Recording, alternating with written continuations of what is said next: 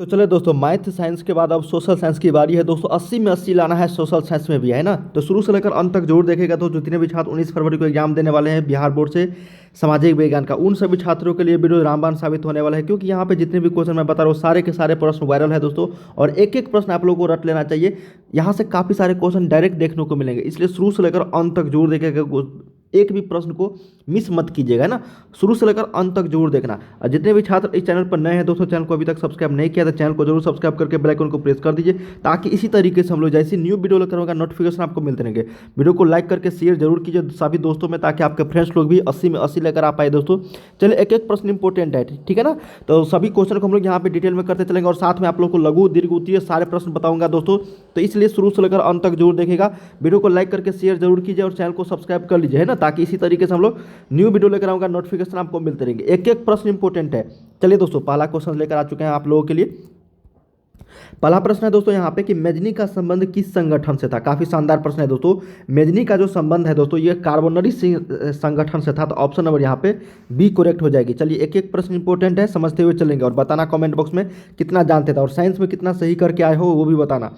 रूस में जार का अर्थ क्या होता है। तो रूस में जो जार का अर्थ होता है दोस्तों, रूस का सम्राट होता है ना। क्या होता है? रूस का सम्राट। ऑप्शन नंबर डी के साथ चलेंगे, रूस का सम्राट। अगला प्रश्न देखते हैं, थर्ड नंबर कि हुआ हुआ आंदोलन किस प्रकृति का था। तो हुआ हुआ आंदोलन जो था दोस्तों, ये आपका धार्मिक आंदोलन था दोस्तों, है ना। धार्मिक प्रकृति का आंदोलन था। ऑप्शन नंबर यहाँ पे 3 का बी करेक्ट हो जाएगी। अगला प्रश्न देखते हैं, फोर्थ नंबर। थोड़ा सा फास्ट करते हैं क्योंकि समय बहुत ही कम है। जितना आप लोग प्रैक्टिस करो उतना कर लो दोस्तों, क्योंकि सारे क्वेश्चन आप लोग को लड़ने वाले हैं ना, फंसने वाले। भारत में खिलाफत आंदोलन शुरू हुआ था। भारत में खिलाफत आंदोलन जो शुरू हुआ था दोस्तों, ये आपका हुआ था 1920 ईस्वी में, ना, महात्मा गांधी के द्वारा। ऑप्शन नंबर यहाँ पे ए हो जाएगा 4 का। टाइप कर लेना जितने भी छात्र नहीं किया, और वीडियो को शेयर जरूर कीजिए। वीडियो के डिस्क्रिप्शन आपको टेलीग्राम का लिंक है दोस्तों, टेलीग्राम पे सभी छात्र जुड़ जाइए, क्योंकि वहीं पर जब वायरल होगा क्वेश्चन तो आपको आंसर की मिलेंगे, और साथ में वायरल क्वेश्चन पेपर एग्जाम से आधा घंटा पहले तक, ठीक है। चलिए, सोवियत संघ का विघटन किस वर्ष हुआ था। सोवियत संघ का विघटन जो हुआ था दोस्तों, ये हुआ था आपका 1991 में सोवियत संघ का विघटन। ऑप्शन नंबर डी के साथ चलना है। ये सारे क्वेश्चन आप लोग को पढ़ा हुआ है ना।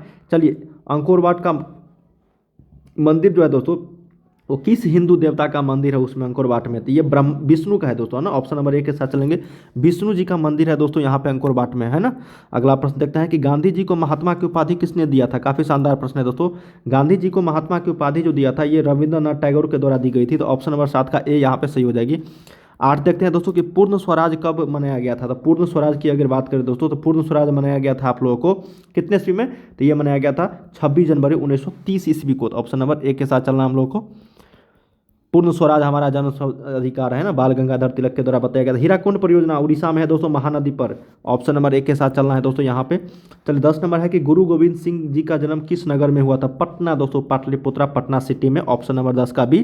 थोड़ा सा फास्ट करते हैं ना, इसलिए रटते चलिए दोस्तों। एक एक प्रश्न इंपॉर्टेंट है। 11 नंबर है कि ईस्ट इंडिया कंपनी भारत से अफीम का निर्यात किस देश को करती थी। देखिए, तो ईस्ट इंडिया कंपनी जो अंग्रेज लोग थे, वो भारत से अफीम का खेती करके, है ना, और निर्यात कर देता था किसको, चीन को, है ना, चीन भेज देता था। ऑप्शन नंबर बी के साथ चलना है यहाँ पे।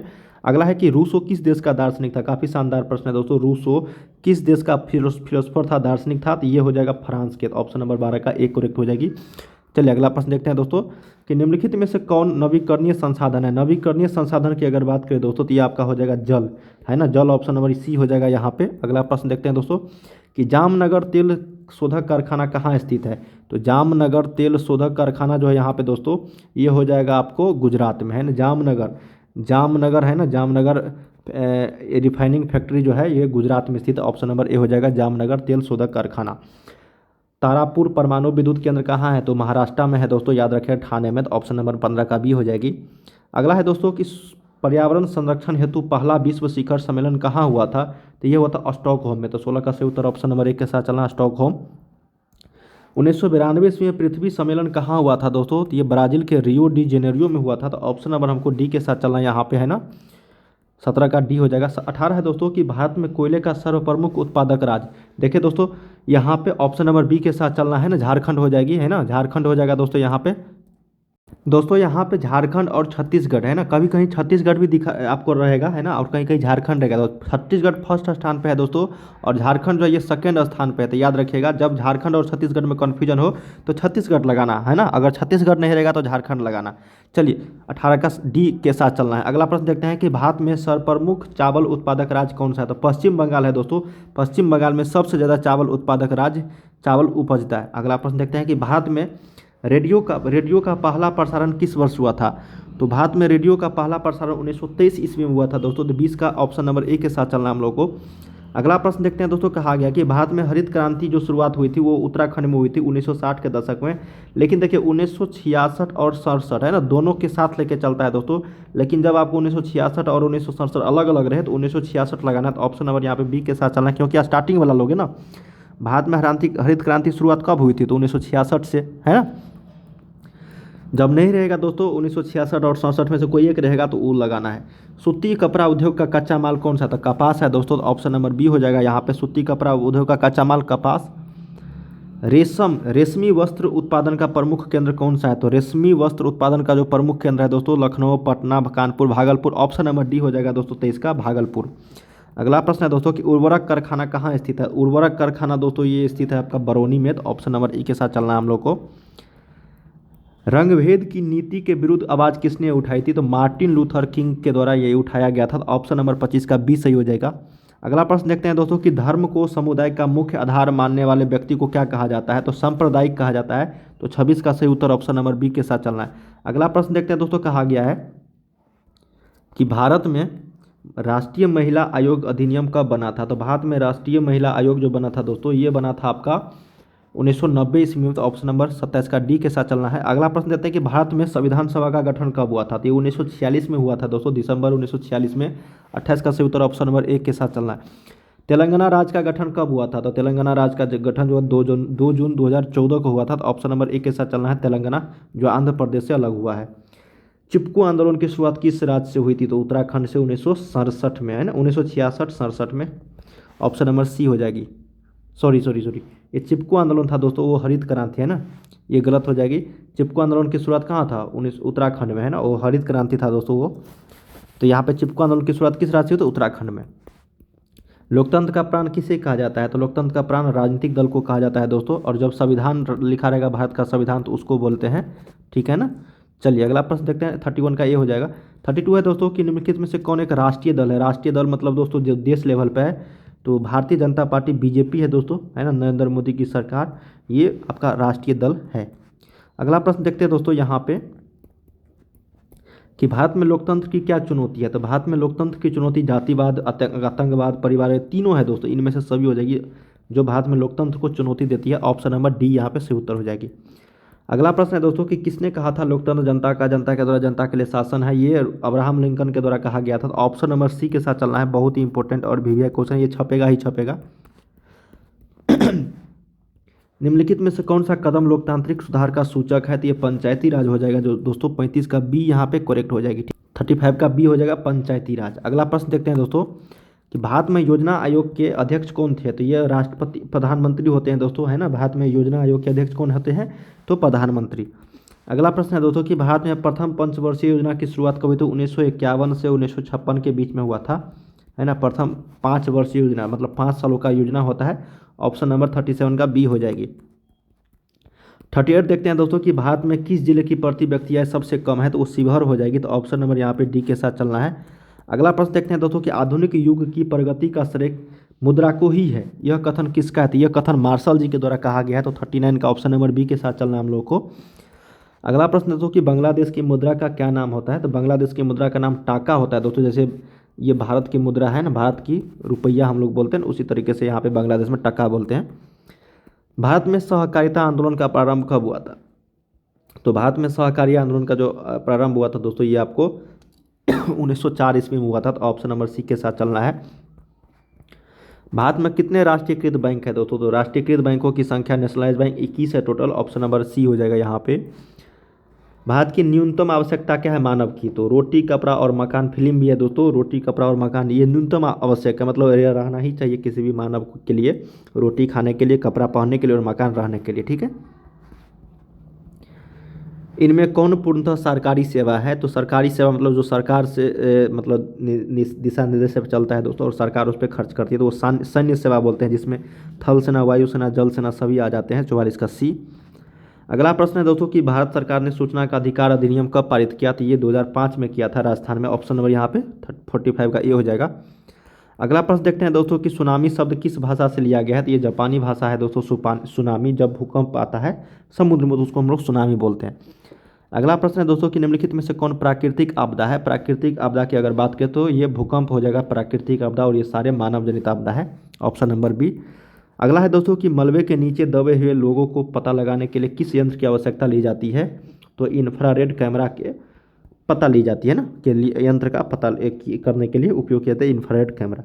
तो दोस्तों हम लोगों ने यहाँ पे 48 क्वेश्चंस किए हैं ऑब्जेक्टिव टाइप। अब चलिए दोस्तों मैं आप लोगों को बताता हूँ लघु और दीर्घोत्तरीय प्रश्न जो आप सभी के एग्जाम्स के लिए काफ़ी हेल्पफुल रहेंगे।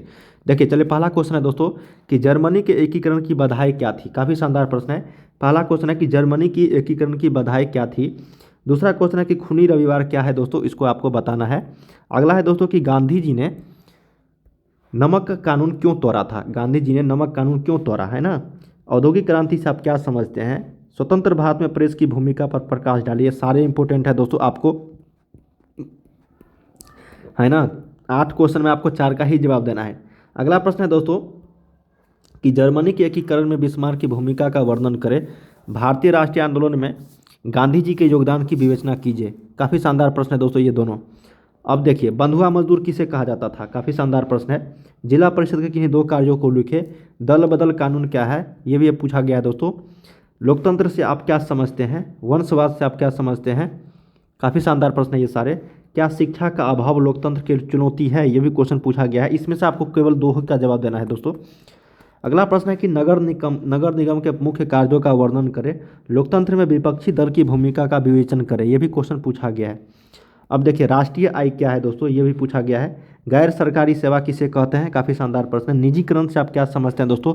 इसका आप लोग जरूर एक बार देख लीजिए दोस्तों गेस्ट पेपर में या फिर नेट पे सर्च करके, ठीक है ना। ये सारे क्वेश्चन जितने भी मैं बता रहा हूँ सारे इंपॉर्टेंट है, पूछा हुआ प्रश्न है दोस्तों। देखिए आगे है कि आर्थिक विकास के मुख्य क्षेत्रों का वर्णन करें। बाजार में उपभोक्ता के कर्तव्यों का वर्णन करें। चलिए दोस्तों अब यहाँ पे देखिए ये भी क्वेश्चन पूछा कि भारत में किन्हीं 4 तेल शोधक कारखानों का नाम लिखिए। खाद्य सुरक्षा से आप क्या समझते हैं? उद्योगों से प्रदूषण कैसे फैलता है दोस्तों, इस तरह के प्रश्न पूछा गया। देखो बिहार में औद्योगिक पिछड़ेपन के कोई 2 कारण लिखिए, है ना।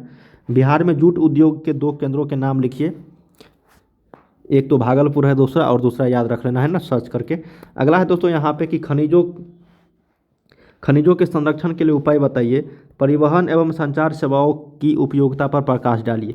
ये सारे इंपॉर्टेंट। आपदा प्रबंधन से काफ़ी सारे शानदार प्रश्न पूछे जाते हैं। देखो यहाँ पे कहा गया कि वर्षा जल संग्रहण से आप क्या समझते हैं? सुखाड़ के प्रभाव को कम करने के उपायों का उल्लेख करें, है ना। पता ही है दोस्तों सूखा से बचने के लिए वर्षा जो होती है उसको हम लोग एकत्रित करके रख सकते हैं ताकि सुखाड़ नहीं हो, है ना। भूकंपीय तरंगों से आप क्या समझते हैं? जैसे भूकंप में होता है अधिक केंद्रीय, सारे एल तरंग, वेव, ये सारे आपको पढ़ना है दोस्तों और लिखना है। तो चलिए दोस्तों यहाँ कि आय तथा उपभोग का जो अंतर कहलाता है वो क्या कहलाता है?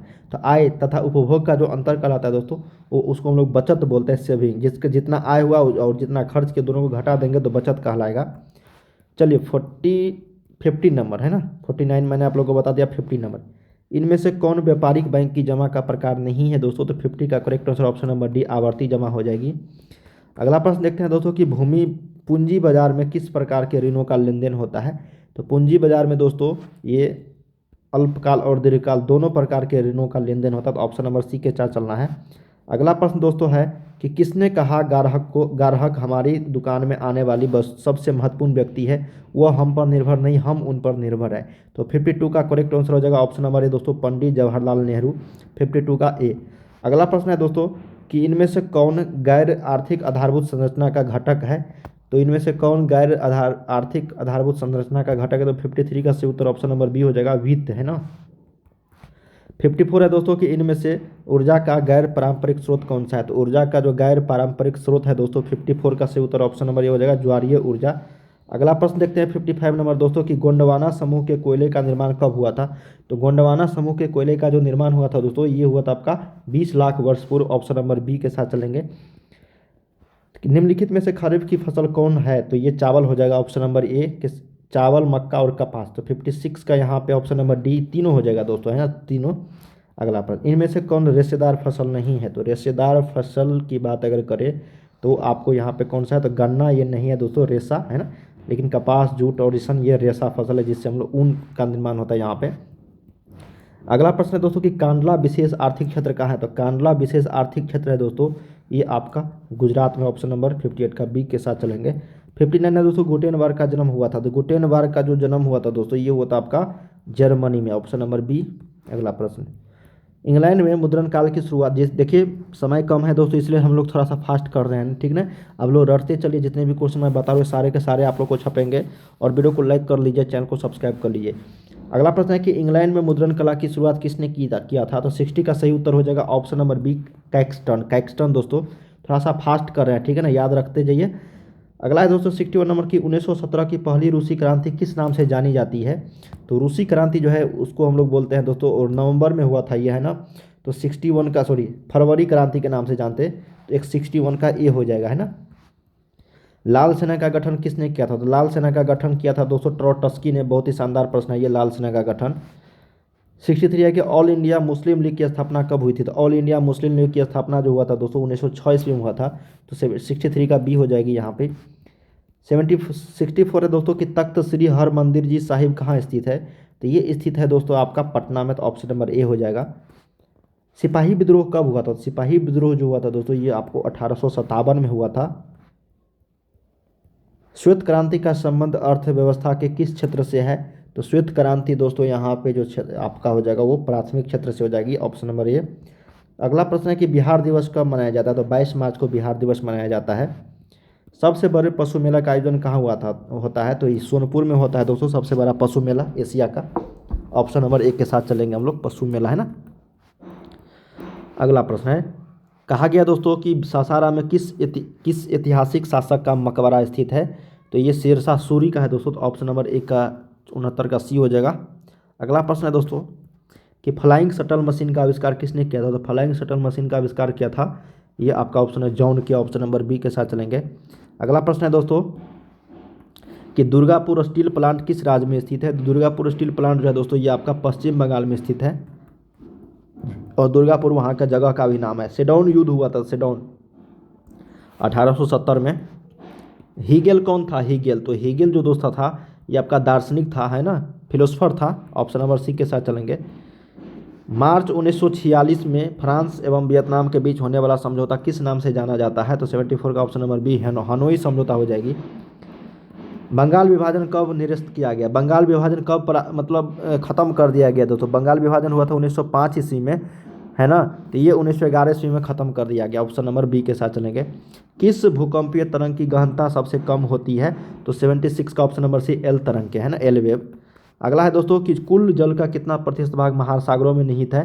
तो 97% है दोस्तों, तो 77 का ऑप्शन नंबर डी के साथ चलेंगे। बिहार की किस नदी पर नदी घाटी परियोजना नहीं है दोस्तों? तो ये आपको यहाँ पे 78 का सही उत्तर, पुनपुन नदी पे कोई भी नदी घाटी परियोजना नहीं है, ठीक है ना।